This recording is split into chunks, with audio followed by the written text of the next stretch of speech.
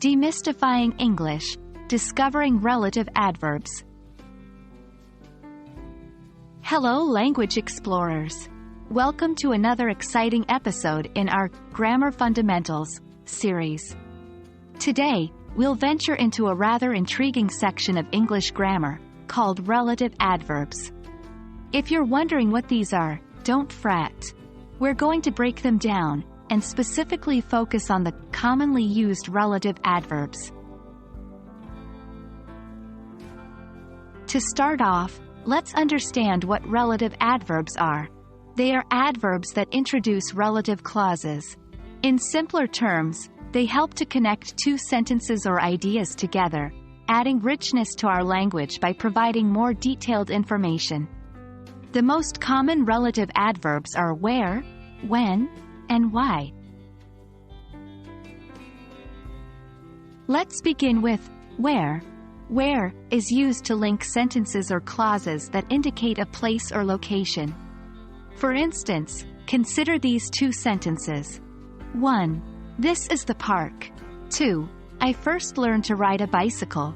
Combining them using where as a relative adverb, we get this is the park where I first learned to ride a bicycle.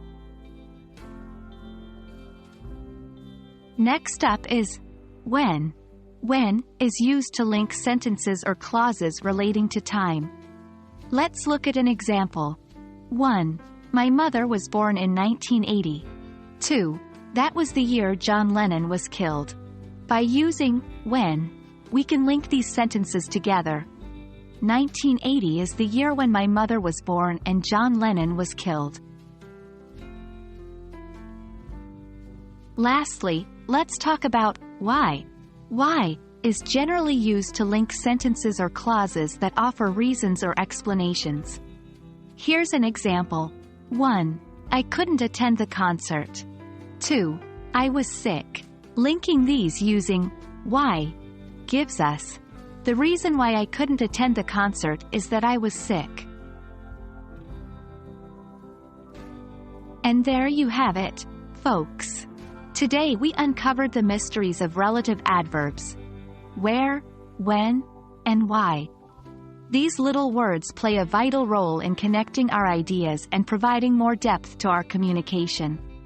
As you continue your English language journey, try to incorporate these into your conversations and writing. You'll be amazed at the difference they can make. We hope you found this episode helpful. Remember, language learning is a journey, not a race. So take your time, keep practicing, and we'll see you in our next video. Happy exploring!